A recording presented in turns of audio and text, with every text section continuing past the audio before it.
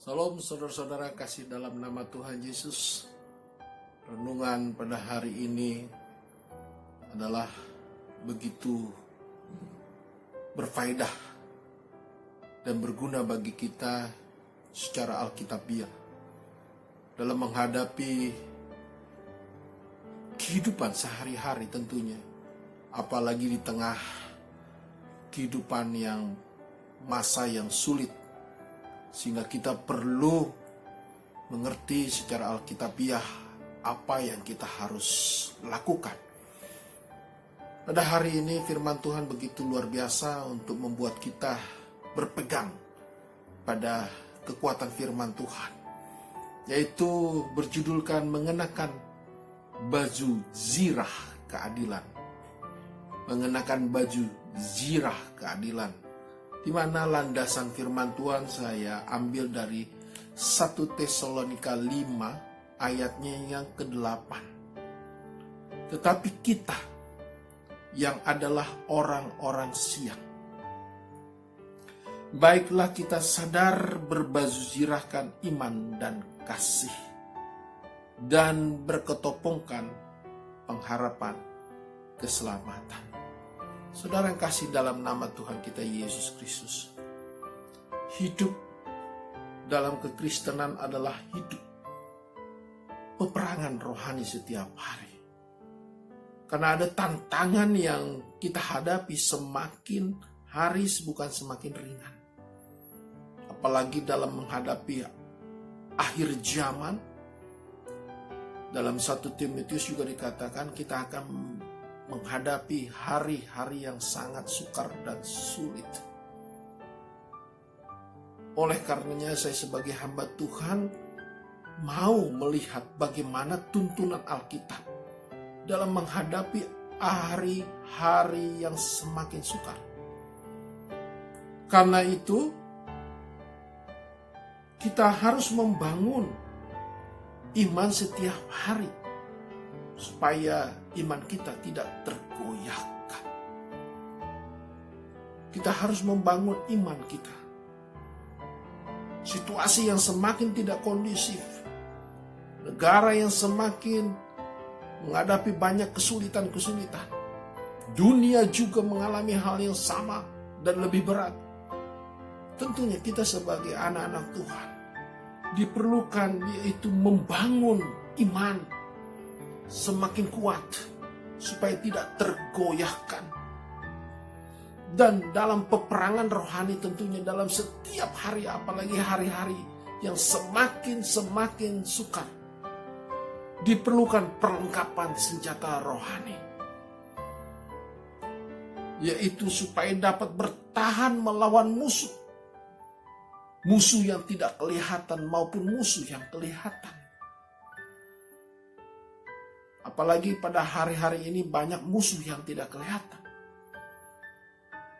Ya, yaitu COVID-19 adalah musuh yang tidak kelihatan.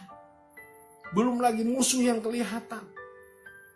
Jangan katakan kita dalam hidup yang tidak ada tantangan. Pada hari ini dunia sedang menghadapi ancaman. Dan kita sebagai orang Kristen harus berperang secara rohani. Dan kita harus membangun iman kita semakin bertumbuh supaya kita tidak tergoyahkan dengan keadaan apapun. Dikatakan melawan perjuangan kita yang memang sangat berat. Dari Efesus 6 ayat 12 saya mengambil bahwa perjuangan kita begitu berat melawan pemerintah-pemerintah, melawan penguasa-penguasa, melawan penghulu-penghulu dunia yang gelap, melawan roh-roh jahat di udara. Nah ini, melawan roh-roh jahat di udara. Serangan roh-roh jahat juga terjadi sekarang. Ya, menurut kedokteran, spesies dari suatu penyakit sekarang, dulu DBD saja, contoh DBD. DBD dulu hanya karena nyamuk, ya, karena gigitan nyamuk. Tetapi waktu istri saya sakit DBD, ternyata sudah berkembang 4 spesies dari DBD itu sendiri. Jadi DBD juga diakibatkan dari virus. Nah ini juga berkembang. Ada yang mau saya katakan bahwa setiap hari ada serangan. Dalam ilmu kedokteran pun diakui banyak serangan. Dan virus-virus, bakteri, penyakit, spesies penyakit pun bertambah. Ilmu kedokteran terus untuk mengejar dan tidak mampu mengejar itu. Ya, karena banyak penyakit, contoh autoimun. Dulu orang tidak mengenal autoimun. Nah, sekarang dokter hanya melemahkan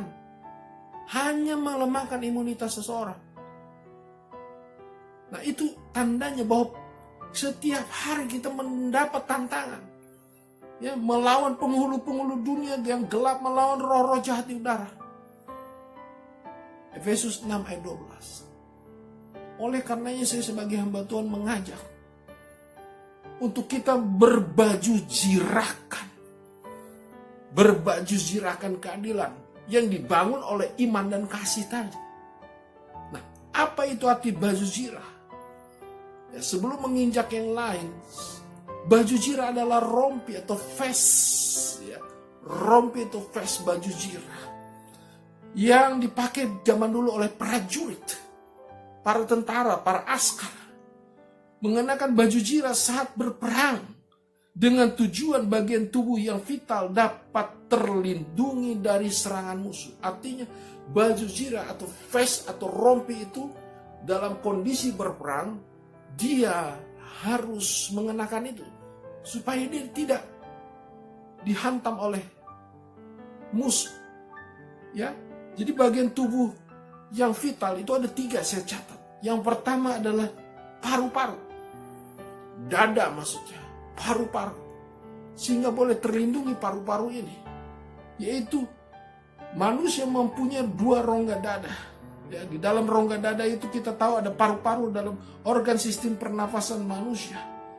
Ini berbicara secara rohani adalah tentang kehidupan berdoa. Paru-paru adalah bernafas. Nafas adalah bicara doa. Nah, iblis sering menghantam. Saya katakan iblis sering menghantam anak-anak Tuhan dalam dadanya. Yaitu apa? Dalam nafasnya. Dalam doanya. Iblis sangat lihai untuk menghantam anak-anak Tuhan. Dengan kesibukan lah, pengajaran target lah, atau apapun namanya. Sehingga manusia lupa berdoa. Kadang-kadang dia tahu berdoa, tetapi karena sudah capek dia, sudah letih, begitu banyak beban dia, sehingga dia hampir katakan sudah letih dan tidak mampu lagi berdoa. Sehingga si iblis, karena doa itu adalah nafas. Saya katakan doa itu nafas. Dan kalau nafas itu sudah ditekan, sudah diserang oleh si iblis, tentunya orang yang diserang dengan dadanya, iblis pun mampu mematikan hubungan nafas orang percaya tersebut. Itu yang pertama. Yang kedua saya catat adalah perut. Vest itu, rompi itu menjaga perut. Nah, bicara perut adalah bicara, ya. Abraham Maslow mengatakan tingkat terendah manusia adalah masalah ekonomi. Bicara perut adalah bicara ekonomi. Iblis sering menyerang dan suka menyerang ekonomi keluarga, ekonomi pribadi, atau ekonomi orang-orang Kristen. Dia serang itu. Oleh karenanya saya mau katakan sebagai hamba Tuhan, mari kita gunakan baju zirah, iman yang kuat tadi sebelah, iman yang kokoh, sehingga doa itu tetap berlangsung. Yang kedua, ekonomi kita tidak diserang oleh si iblis. Kita teringat apa yang ada dalam kitab Daniel, kesaksian hidup Nabi Daniel. 3 minggu, 21 hari dia berperang. Tuhan sudah mengirim berkat itu, tapi terhalang oleh si Lucifer. Dan akhirnya dia berhasil karena dia berperang, dia berdoa. Saudara yang kasih dalam nama Yesus, seorang Daniel saja dia harus berperang selama 21 hari. Apalagi kita di zaman ini. Seharusnya kita punya baju zirah dan kita punya iman yang kokoh. Saya katakan iman yang kuat.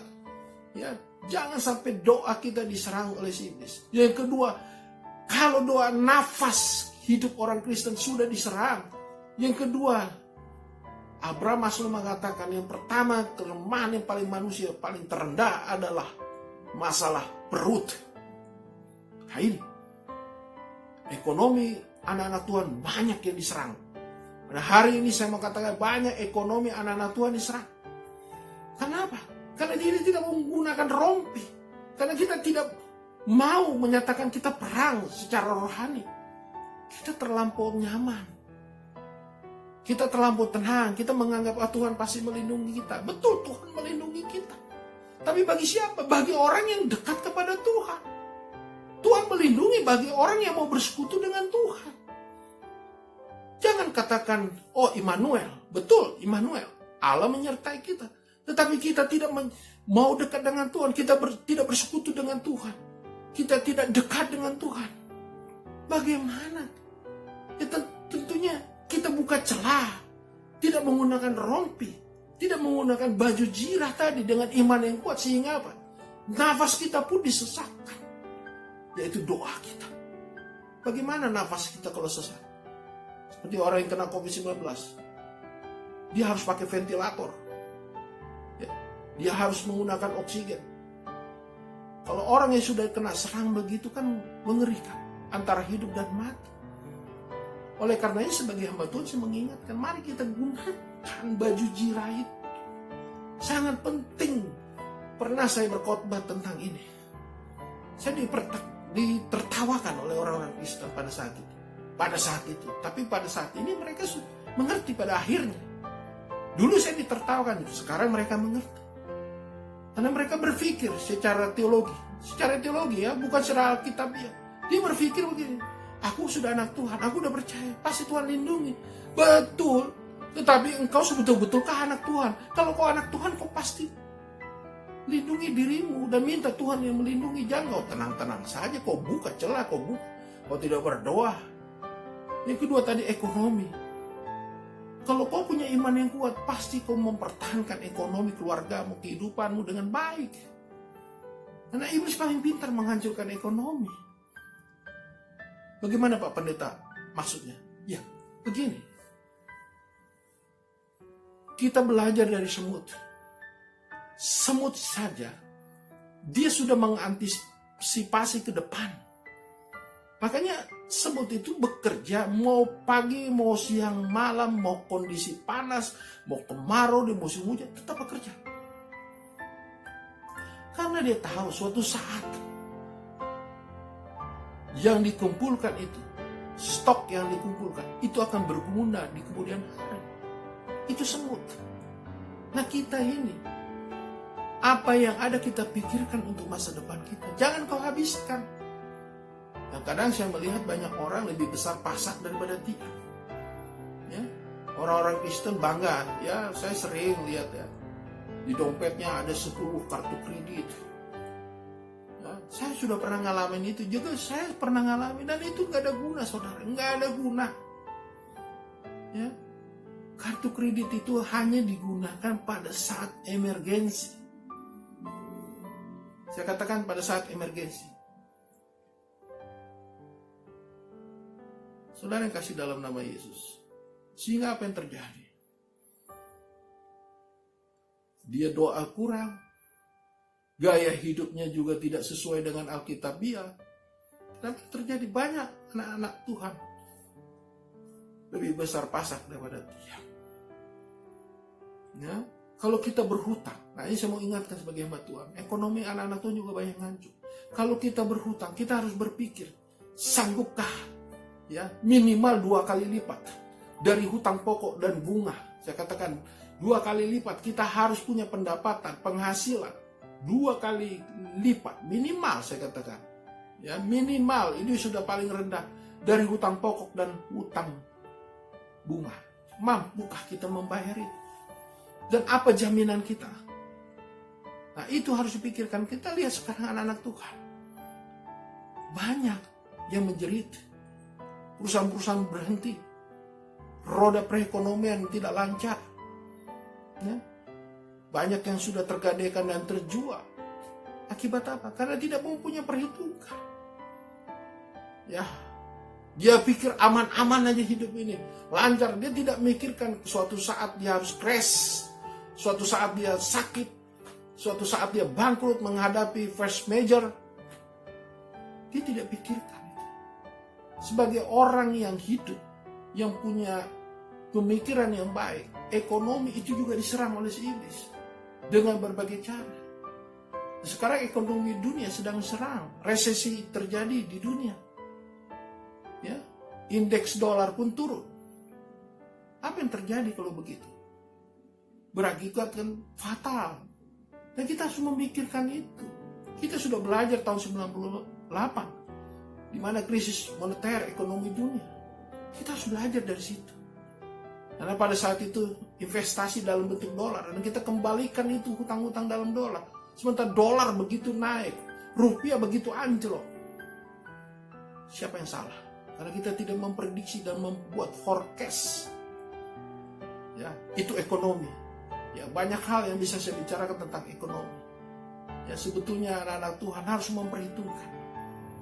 Nah, kalau sudah terjadi begini, Pak Pendeta, bagaimana? Kita dekatkan diri kepada Tuhan. Kita berdoa. Kita minta hikmat Tuhan. Apa yang Tuhan inginkan. Dan kita cari solusi. Ya, saya melihat ada di TV seorang pilot sekarang jualan mie ayam karena dia tidak punya jadwal penerbangan. Ya, ada maskapai yang sampai tutup. Berapa karyawan, ya, dari mulai pilot sampai petugas darat pun dirumahkan. Ada yang di PHK. Kita berpikir cari terobosan. Apakah dia mau melamar maskapai lain? Maskapai lain pun seluruh dunia mengalami hal yang sama. Mereka banyak mengurangkan pegawai dan mengurangi jadwal penerbangan. Coba Anda lihat di bandara. Ya, coba lihat di bandara. Begitu sepi. Saya sudah melihat begitu sepi, tidak seperti dulu. Ya, banyak ini cancel. Dia nunggu sampai penuh. Ya, nah saya lihat satu maskapai. Dari mulai pagi cancel. Baru sore sudah penuh, baru dia berangkat. Coba bayangkan. Nah, ini terjadi. Oleh karenanya saya katakan, kita harus mempunyai hikmat dan iman tentunya. Iman juga berbicara hikmat, saudara. Iman itu bicara hikmat, jangan berdiri sendiri. Ya, saya katakan kepada mahasiswa saya. Dan mereka baru mengerti, iman tidak bersendiri-sendiri. Karena orang Kristen bicara iman, katanya nggak perlu logika. Siapa yang bilang? Tuhan kasih otak sama kita. Tuhan kasih logika bagi kita. Tuhan berikan daya nalar bagi kita. Karena iman dan daya nalar bekerja sama. Tidak berdiri sendiri. Oleh karenanya baju vest. Coba Anda gunakan baju vest. Itu untuk apa? Berbaju jirakat. Untuk kita mempunyai pertahanan iman. Ya tentunya harus ada strategi. Itu yang tadi saya katakan strategi-strategi itu. Itu kan pakai hikmat. Hikmat itu hikmat dari Tuhan. Tuhan berikan. Dalam engkau berdoa, Tuhan akan berikan petunjuk. Kau lakukan ini, kau lakukan itu. Sehingga ekonomimu tidak diserang. Seperti sekarang ini banyak orang-orang yang diserang ekonominya. Yang ketiga, bicara hati. Ya, bicara hati. Karena ini face rompi itu tadi dada, doa, nafas. Terus perut, ekonomi. Yang ketiga dan yang terakhir adalah bicara hati. Ya, bicara hati, jagalah hatimu dengan segala kewaspadaan. Amsal 4 ayat 23. Karena dari situlah terpancar kehidupan. Saya ulang lagi, jagalah hatimu dengan segala kewaspadaan. Karena dari situlah terpancar kehidupan. Nah, hati ini perlu dijaga. Hati ini perlu dijaga. Ya, jangan sampai kita terkesan cemburu, iri hati, kecewa. Nah ini, kecewa, dendam, sudah. Kecewa melihat keadaan, kok sepertinya seolah-olah Tuhan membiarkan keadaan ini. Saya sering mendengar anak-anak Tuhan bilang, kok sepertinya Tuhan membiarkan keadaan ini ya Pak Pendeta. Ada yang kecewa. Ada yang sudah putus, Tuhan itu nggak menolong lagi Pak Pendeta. Ada yang sampai hari ini putus asa, stres, ya, depresi. Ada. Dan saya mengalami banyak melihat seperti itu. Kenapa tidak berbaju jirahkan itu dengan iman yang kuat itu, saya katakan. Sehingga kita gampang diserang iblis. Ini kan Tuhan perkenankan keadaan seperti ini. Nah, bagaimana sikap kita? Kalau kita hanya melepaskan kepercayaan begitu, saya katakan melepaskan kepercayaan ini kan sama aja juga bohong. Melepaskan, oh Tuhan makin ini, enggak juga. Iman tanpa perbuatan adalah konyol, saya katakan. Bukannya mati, konyol tanpa perbuatan.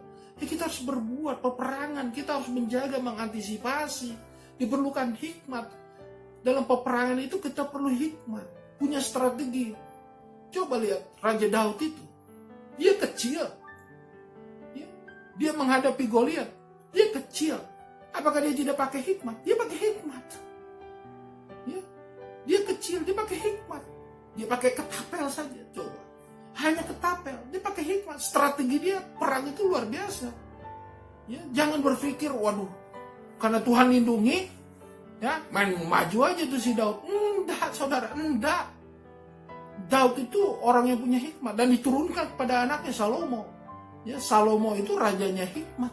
Coba, pakai hikmat. Iman itu tidak berdiri sendiri, dengan hikmat. Itu tadi saya katakan. Sehingga apa yang terjadi? Raja Daud punya strategi. Dan dia memimpin begitu luar biasa kerajaan Israel yang dia pimpin. Begitu juga menurun kepada anaknya Salomo. Ya.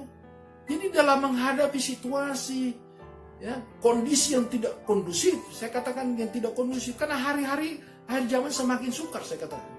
Jadi perlu kita mempunyai face atau baju jirah keadilan. Kita harus. Yang pertama tadi doa. Nafas bicara doa. Yang kedua, perut. Ya, bicara ekonomi. Yang ketiga, bicara hati. Ya, bicara hati. Kita punya hati yang kuat, hati yang tegar, hati yang sabar, jiwa yang kokoh, jangan lembek, cengeng, ya. Tidak peduli, gampang kecewa. Ini dikatakan tadi dalam Amsal 4 ayat 23, jagalah hatimu dengan segala kewaspadaan. Kita harus waspada. Ya. Karena dari situlah terpancar kehidupan. Nah itu. Jadi iblis tahu tadi tiga poin tadi sebenarnya. Ya, makanya perlu baju jirahkan keadilan dengan iman yang kuat tentunya. Ya. Dan yang kasih dalam nama Yesus. Oleh karenanya saya kembali kepada 1 Tesalonika 5 ayat 8. Ya. Berbaju jirahkan iman dan kasih. Ya. Dan dikatakan berketopongkan pengharapan keselamatan. Sehingga kita betul-betul berharap menerima keselamatan. Hidup kita kan mau yang selamat, saudara. Ya. Ya, jangan mau tenang-tenang saja. Kita gimana selamat itu kan kita berhadap dengan suasana yang tidak selamat. Ya, kita berhadapan dengan suasana yang tidak kondusif. Makanya berbaju jirahkan iman. Itu yang paling penting.